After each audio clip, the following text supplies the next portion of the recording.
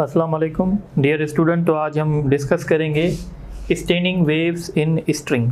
तो जैसे हमने कल डिस्कस किया था कि अगर हम एक स्ट्रिंग को दो फिक्स पॉइंट से टाइट कर दें और अगर हम इसको बीच में से डिस्टर्ब करें तो यहाँ पे एक स्टेनिंग वेव जो है वो जनरेट होगी। तो इस तरीके से आज हम पढ़ेंगे कि इस स्ट्रिंग वेव्स में हम कैसे स्टेनिंग वेव्स को क्रिएट कर सकते हैं और उसकी फ्रीक्वेंसी कैसे फाइंड कर सकते हैं। तो एक हमारे पास टर्म होता है हार्मोनिक और एक हमारे पास टर्म होता है ओवरटोन। सबसे पहले हम हार्मोनिक को समझना चाहेंगे। तो सबसे पहले हम बात करते हैं फंडामेंटल मोड की। फंडामेंटल मोड या हम इसको कहते हैं फर्स्ट हार्मोनिक। ठीक है, तो अगर हम स्ट्रिंग को मिडिल से अगर हम पल करके अगर हम इसको यहाँ से पल कर रहे हैं मिडिल से और अगर हम इसको रिलीज करेंगे कि तो ये स्ट्रिंग जो होगी वो एक लूप में वाइब्रेशन करेगी। जब स्ट्रिंग एक लूप में वाइब्रेशन करेंगी तो हम कहेंगे ये इसका सिंपलेस्ट मोड है, यानी इससे सिंपल और नहीं हो सकता, यानी ये इसका फंडामेंटल मोड है। तो फंडामेंटल मोड जो होगा इसमें आप देख रहे हैं कि हमारे पास दो नोड होंगे और एक जो है एंटी नोड होगा। अगर हम फंडामेंटल मोड की तो पहली बात तो हमें ये लिखनी है इसमें लूप्स कितने बनेंगे, एक वन लूप होगा और इसमें दो जो हैं नोड्स होंगे एंड वन जो है एंटी नोड होगा। ठीक है, और हम कहाँ से इस स्ट्रिंग को पल करेंगे, string is pulsed from middle से पल्क करेंगे। तो इस तरीके से वाइब्रेशन होंगे। अगर हम इसकी फ्रीक्वेंसी फाइंड करना चाहें तो बेसिकली फ्रीक्वेंसी का फार्मूला होता है स्पीड डिवाइडेड बाय वेवलेंथ। और यहाँ पे अगर आप वेवलेंथ देखेंगे तो ये जो पूरी जो लेंथ की स्ट्रिंग की जो लेंथ है वो एल है और इस एल में जो है वो दो नोड बन रहे हैं और दो नोड के बीच में जो फासला होता है वो लैम्डा बाय 2 होता है। इसका मतलब है यहाँ पे जो वेवलेंथ होगी वो 2L के बराबर होगी। तो वेवलेंथ 2L के बराबर होगी और अगर हम फ्रीक्वेंसी फाइंड करना चाहें तो फ्रीक्वेंसी V/2L के बराबर होगी, क्योंकि हम लैम्डा की जगह फ्रीक्वेंसी का फार्मूला होता है V/लैम्डा और लैम्डा की जगह हम 2L रख सकते हैं। अब हम डिस्कस करेंगे फर्स्ट ओवरटोन। फर्स्ट ओवरटोन, ठीक है, या हम इसको सेकंड हार्मोनिक भी कहते हैं। ठीक है, फर्स्ट ओवरटोन या सेकंड हार्मोनिक का मतलब क्या है, देखें ओवरटोन का मतलब होता है फ्रीक्वेंसी को बढ़ाना। जब हम फ्रीक्वेंसी एक हमारे पास लोएस्ट फ्रीक्वेंसी है, जब हम लोएस्ट फ्रीक्वेंसी से ऊपर करेंगे तो हम इसको कहेंगे ओवरटोन। ठीक है, ओवरटोन मींस फ्रीक्वेंसी बढ़ाना। फर्स्ट ओवरटोन मतलब ये हमारी पहली कोशिश है कि हम फ्रीक्वेंसी को बढ़ाएं और जो फर्स्ट ओवरटोन होगा वो सेकंड हार्मोनिक। सेकंड हार्मोनिक का मतलब क्या होता है, हार्मोनिक एक सीरीज होती है। ये देखें एक सीरीज है 3, 6, 9, 12, 15। तो हम कहेंगे इसको कि ये हार्मोनिक सीरीज है। क्यों? क्योंकि जो दूसरा नंबर बन रहा है वो पहले नंबर से कुछ मल्टीप्लाई करके बन रहा है। जैसे अगर हम देखें कि भाई 3 के साथ अगर हम 2 मल्टीप्लाई कर दें तो 6 हो जाएगा, 3 के साथ अगर हम 3 मल्टीप्लाई करें तो 9 हो जाएगा, 3 के साथ अगर हम 4 मल्टीप्लाई करें तो 12 हो जाएगा। यानी जो नेक्स्ट नंबर हमें मिलेगा वो किसी एक मखसूस नंबर से मल्टीप्लिकेशन के बाद मिलेगा। तो हम कहते हैं ये हार्मोनिक सीरीज होती है। इस तरीके से जब आप इसमें फ्रीक्वेंसी बढ़ाने की कोशिश करेंगे ना तो जो नेक्स्ट फ्रीक्वेंसी होगी ना वो फंडामेंटल फ्रीक्वेंसी के डबल होगी, इसीलिए हम इसको कहते हैं सेकंड हार्मोनिक। इसी तरीके से जब हम थर्ड हार्मोनिक की फ्रीक्वेंसी कैलकुलेट करेंगे तो वो फंडामेंटल से 3 मरतबा ज़्यादा होगी। अब सेकंड हार्मोनिक कैसे क्रिएट करेंगे, तो सेकंड हार्मोनिक क्रिएट करने के लिए मैं क्या करूँगा, ये जो स्ट्रिंग है पहले मैं इसको पल्क कर रहा था 1-2 से, अब मैं इसको पल्क करूंगा 1-4 से। जब मैं इसको 1-4 से पल्क करूंगा ना तो ये स्ट्रिंग ऐसे वाइब्रेशन करने लगेगी, यानी अब ये स्ट्रिंग 2 लूप्स में वाइब्रेशन करने लगेगी। तो इसलिए हम कहेंगे कि सेकंड हार्मोनिक में कितने लूप्स बन रहे हैं? 2। तो 2 लूप्स होंगे इसमें। और अगर हम बात करें किसकी, नोड की, तो इसमें 3 नोड होंगे, ठीक है। सो 3 नोड्स।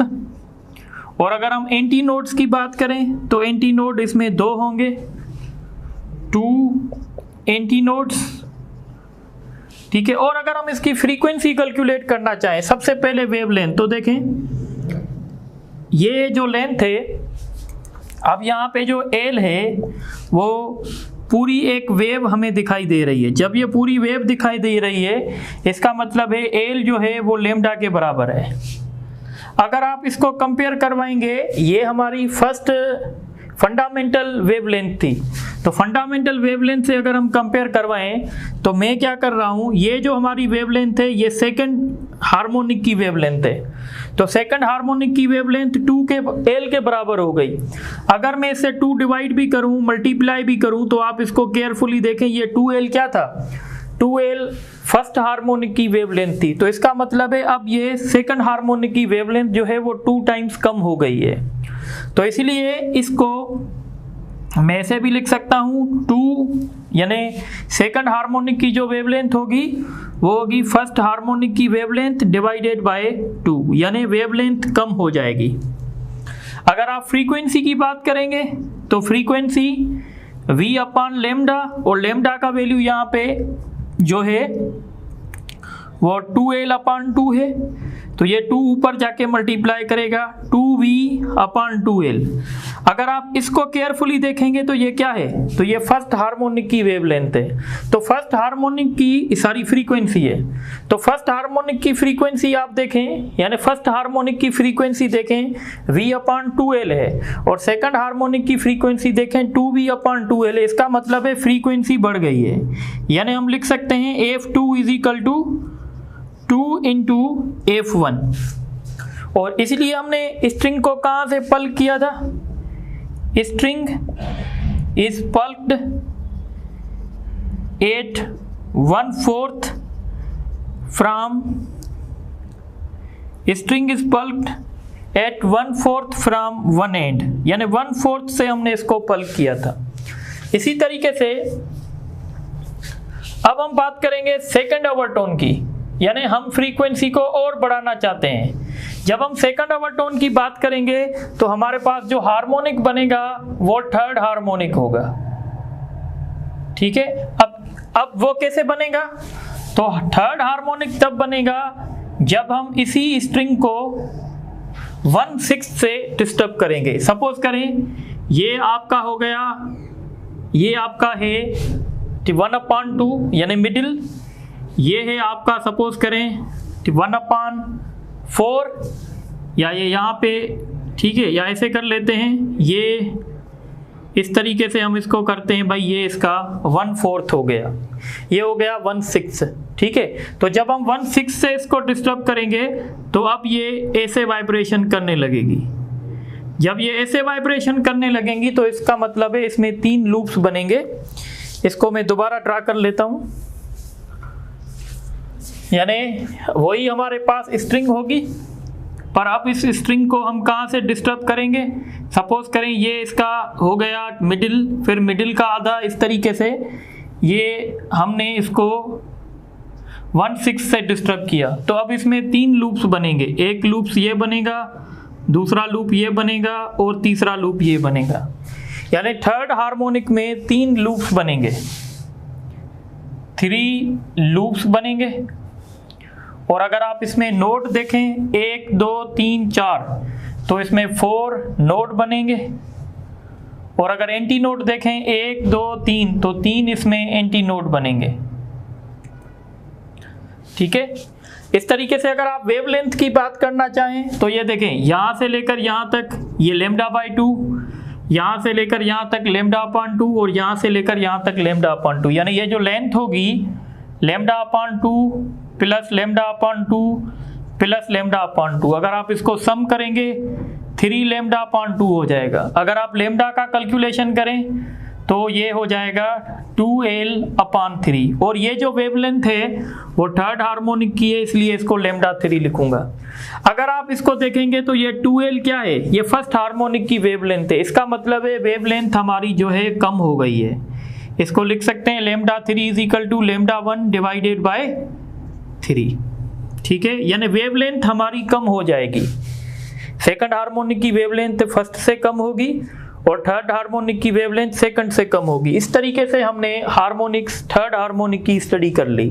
अब अगर हम फ्रीक्वेंसी कैलकुलेट करें तो v अपॉन लैम्डा, और लैम्डा यहाँ पे क्या रखेंगे, लैम्डा यहाँ पे रखेंगे हम 2l अपॉन 3, तो ये 3 ऊपर जाके मल्टीप्लाई करेगा यानी 3v अपॉन 2l।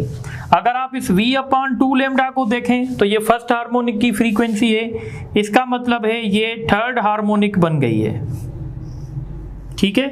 अच्छा, अब एक बात हम यहाँ पे फाइनल कर देते हैं कि जैसे ही हम ओवरटोन्स बढ़ाते जाएंगे फ्रीक्वेंसी बढ़ती जाएगी। सपोज अगर हम बात कर रहे हैं nth हार्मोनिक की, फॉर nth हार्मोनिक, अगर हम nth हार्मोनिक की बात करें तो उसके लिए हम लैम्डा क्या लिखेंगे, उसके लिए देखें, अगर हम सेकंड हार्मोनिक अगर हम लिख रहे थे तो हमने लैम्डा 1 को 2 से डिवाइड किया। अगर हम थर्ड हार्मोनिक लिख रहे थे तो हमने लैम्डा 1 को 3 से डिवाइड किया। अगर हम nth हार्मोनिक की बात करेंगे तो हम लैम्डा 1 को n से डिवाइड करेंगे, और लैम्डा 1 किसके बराबर होगा, 2l अपॉन n। तो ये वेवलेंथ फाइंड करने का फार्मूला हो गया। इसी तरीके से अगर हम फ्रीक्वेंसी की बात करें तो आप देखें, जैसे जब हम सेकंड हार्मोनिक की फ्रीक्वेंसी फाइंड कर रहे थे तो हमने फंडामेंटल को 2 से मल्टीप्लाई किया था, और जब हम थर्ड हार्मोनिक की फ्रीक्वेंसी फाइंड कर रहे थे तो हमने फंडामेंटल को 3 से मल्टीप्लाई किया। इसी तरीके से जब हम nth हार्मोनिक की फ्रीक्वेंसी फाइंड करेंगे तो हम क्या करेंगे कि फंडामेंटल फ्रीक्वेंसी को n से मल्टीप्लाई करेंगे। जैसे देखें, सेकंड हार्मोनिक की फ्रीक्वेंसी फाइंड की तो हमने फंडामेंटल को 2 से मल्टीप्लाई किया। थर्ड हार्मोनिक की फ्रीक्वेंसी हमने फाइंड करना चाहिए तो हमने फंडामेंटल को 3 से मल्टीप्लाई किया। इसी तरीके से जब हम nth हार्मोनिक की फ्रीक्वेंसी फाइंड करेंगे तो हम फंडामेंटल को n से मल्टीप्लाई करेंगे, और फंडामेंटल का फार्मूला क्या है, v अपॉन 2l। तो ये जनरल फार्मूला हो गया वेवलेंथ फाइंड करने का और फ्रीक्वेंसी फाइंड करने का। एक बात समझ लें, जैसे आप हार्मोनिक्स इंक्रीज करेंगे वेवलेंथ कम होती जाएगी और फ्रीक्वेंसी इंक्रीज होती जाएगी। अब इस सारे सीन को हम एक टेबल में जो है वो कवर करने की कोशिश करते हैं। तो एक टेबल बना लेते हैं। टेबल में सबसे पहले लिखते हैं नंबर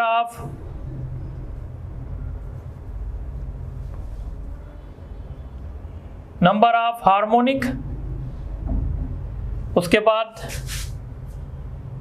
नंबर ऑफ लूप्स, उसके बाद number of nodes, number of anti nodes, और उसके बाद नंबर ऑफ ओवरटोन। ये एक टेबल बना लेते हैं। तो हम इस टेबल को कैसे बनाएंगे, जैसे देखें, जैसे हमने स्टडी किया था कि भाई अगर हमारा हार्मोनिक होगा 1 तो लूप्स भी बनेंगे 1, और नंबर ऑफ नोड्स कितने बनेंगे 2, एंटी नोड कितने बनेंगे 1, और ओवरटोन कौन सा होगा 0, यानी वो ओवरटोन नहीं होगा, वो सिंपल फंडामेंटल होगा। इस तरीके से फिर हमने जब सेकंड हार्मोनिक की बात की थी तो लूप्स कितने बने थे 2, और नंबर ऑफ नोड्स कितने बने 3, नंबर ऑफ एंटी नोड्स कितने बने 2, और ओवरटोन कौन सा था, वो पहला ओवरटोन था, फर्स्ट ओवरटोन था। इसी तरीके से फिर हमने क्या डिस्कस किया था, number of harmonic third harmonic था, तो लूप्स कितने बने थे 3, नंबर ऑफ नोड्स कितने थे 4, नंबर ऑफ एंटी नोड्स कितने थे 3, और नंबर ऑफ ओवरटोन कितने थे 2। अब हम जनरलाइज लिखेंगे। जनरलाइज हम ये लिखेंगे कि अगर इसका मतलब है जितने हार्मोनिक होंगे उतने लूप्स होंगे, उतने एंटी नोड्स होंगे। अगर हम nth हार्मोनिक की बात करेंगे, तो लूप्स भी n बनेंगे, एंटी नोड्स भी n बनेंगे। ये बात तय हो गई। अब देखें, जितने हमारे हार्मोनिक्स बनेंगे उससे एक नंबर ज्यादा नोड्स का होगा। अगर देखें, हार्मोनिक हमारा पहला था, नोड हमारे पास 2 थे। हार्मोनिक हमारे पास 2 थे तो नोड हमारे पास 3 थे। अगर हार्मोनिक हमारे पास 3 है तो नोड हमारे पास 4 थे। तो इसका मतलब है कि जो नंबर ऑफ नोड्स होंगे वो n+1 होंगे। n+1 means n is the number of harmonics.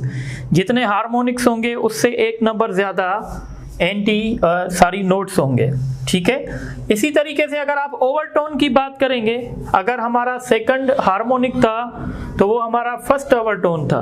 अगर हमारा थर्ड हार्मोनिक है तो वो हमारा सेकंड ओवरटोन था। इसी तरीके से यानी जो ओवरटोन्स होंगे वो हार्मोनिक से एक नंबर पीछे होंगे, इसलिए हम इसको लिखेंगे n-1। यानी अगर सिंपल है, अगर मैं कहूँ एक स्ट्रिंग है जिसमें 4 नोड्स बन रहे हैं, तो अगर उसमें नोड 4 बन रहे हैं तो उसका मतलब है वो थर्ड हार्मोनिक है, क्योंकि नोड हमेशा एक नंबर ज्यादा होगा। अगर मैं आपको कह दूं कि भाई थर्ड ओवरटोन की फ्रीक्वेंसी फाइंड करें, अगर ओवरटोन आपका थर्ड होगा तो इसका मतलब है हार्मोनिक उससे एक नंबर एडवांस होगा, यानी आप फोर्थ हार्मोनिक की फ्रीक्वेंसी कैलकुलेट करेंगे। तो ये जनरल इंफॉर्मेशन है जो आपको समझ में आनी चाहिए। अब इसी के साथ हम एक और इम्पॉर्टेंट बात डिस्कस करेंगे जिसको कहते हैं position of nth anti node, और फिर हम डिस्कस करेंगे पोजीशन ऑफ nth। ये फार्मूले मैंने बनाए हैं। अगर हमें nth एंटी नोड की पोजीशन पूछ रहा है तो उसका फार्मूला है 2n-1 multiplied by l divided by 2n। ये जो कैपिटल n है ना, कैपिटल n का मतलब है नंबर ऑफ एंटी नोड, और स्मॉल n का मतलब है नंबर ऑफ हार्मोनिक्स। इस तरीके से अगर हमसे nth नोड की पोजीशन पूछ रहा है तो उसका फार्मूला है n-1 multiplied by l divided by n। Suppose करें, अगर हम एक एग्जांपल कंसीडर करते हैं, हमारे पास 10 सेंटीमीटर, या ऐसे समझें हमारे पास 10 सेंटीमीटर की एक लेंथ है, एक हमारे पास स्ट्रिंग है, और हमने उसमें 4 हार्मोनिक क्रिएट किए हैं। ठीक है। जब हम उसमें 4 हार्मोनिक क्रिएट करेंगे तो उसमें नोट कितने बनेंगे? 5। और आपसे पूछा गया है कि फोर्थ नोड की पोजीशन बताओ, तो आप ये वाला फार्मूला यूज करेंगे, x = n-1। फोर्थ नोड की पूछ रहा है तो ये कैपिटल n है, 4-1, और लेंथ आपको दी गई है 10 और छोटा n आपको दिया गया है 4, तो ये हो जाएगा 3, और इसका वैल्यू होगा 2.5, तो ये हो जाएगा 7.5। देखें ना, ये हम ऐसे कर सकते हैं। तो ये एक नोड, दूसरा नोड, तीसरा, चौथा, और ये आपका यानी ये 5th नोड। लूप्स कितने होंगे? 1 2 3 और 4 लूप्स हो गए। अब आपसे कौन सी पोजीशन, यानी अगर आप इसको 4 हिस्सों में डिवाइड कर दें तो ये 2.5, ये भी 2.5, ये भी और ये भी।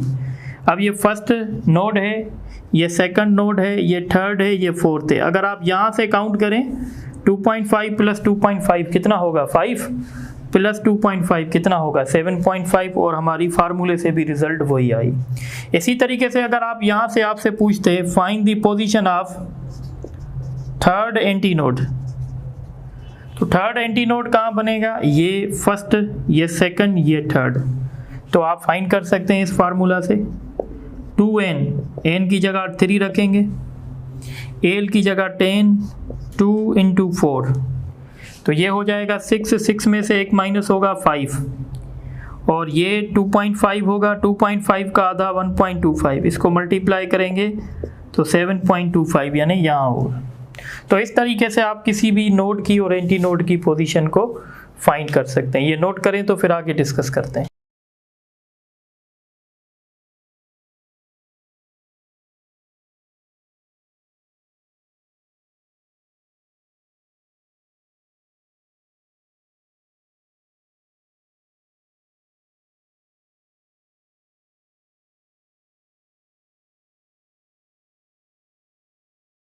अच्छा, अब हम बात करेंगे standing waves in air columns. Air columns मतलब पहले जो हम स्टैंडिंग वेव्स क्रिएट कर रहे थे वो स्ट्रिंग्स में कर रहे थे। जो स्टैंडिंग वेव स्ट्रिंग्स में होंगी वो ट्रांसफर वेव होंगी, और जो स्ट्रिंग वेव्स एयर कॉलम्स में क्रिएट होंगी वो जो है लॉन्गिट्यूडनल वेव होगी। एयर कॉलम से मुराद है हमारे पास एक ऑर्गन पाइप्स होते हैं, जैसे आपने शहनाई सुना होगा, जब किसी की शादी वगैरह होती है तो शहनाई वहाँ पे चलती है। तो बेसिकली शहनाई एक किस्म का ऑर्गन पाइप है, और हम इस ऑर्गन पाइप में स्टैंडिंग वेव्स क्रिएट करते हैं जिससे हमें साउंड सुनाई देता है। स्टैंडिंग वेव का बहुत बड़ा रोल होता है गिटार में, पर गिटार में क्योंकि स्ट्रिंग होती है तो वहाँ पे स्टैंडिंग वेव्स इन स्ट्रिंग्स होंगी, और यहाँ पे standing waves in air columns होंगी। इनके अंदर एयर होती है और हम इनको डिस्टर्ब कर रहे होते हैं एयर को, मतलब हम स्टैंडिंग वेव्स क्रिएट कर रहे होते हैं। अब हमारे पास दो तरह के पाइप्स होते हैं, पहले तो यानी standing waves in organ pipes, ठीक है। तो these are examples of longitudinal wave। Standing wave longitudinal भी हो सकती है, ट्रांसफर भी हो सकती है। अगर आप स्ट्रिंग में क्रिएट करेंगे वो ट्रांसफर होगी, अगर आप ऑर्गन पाइप्स में क्रिएट करेंगे वो लॉन्गिट्यूडनल। अच्छा, पाइप्स हमारे पास जो होते हैं, एक पाइप होता है जो ओपन एट वन एंड होता है, ठीक है, ओपन एट वन एंड, यानी वो एक एंड से ओपन होता है तो दूसरी एंड से क्लोज होगा। जब हमारे पास ऐसे पाइप हो जो एक एंड से ओपन हो तो उसमें हम जो हैं वो सिर्फ और सिर्फ जो हैं हम उसमें ऑड हार्मोनिक्स क्रिएट कर सकते हैं, उसमें इवन हार्मोनिक्स क्रिएट नहीं होती हैं। जैसे ये पाइप है, इसमें हम ऑड हार्मोनिक्स ही क्रिएट कर सकते हैं, और यहाँ पे फ्रीक्वेंसी का जनरल फार्मूला होगा NV/4L। यहाँ पे V जो है वो speed of sound in air होगा, जिसको हम 332 मीटर पर सेकंड भी ले सकते हैं।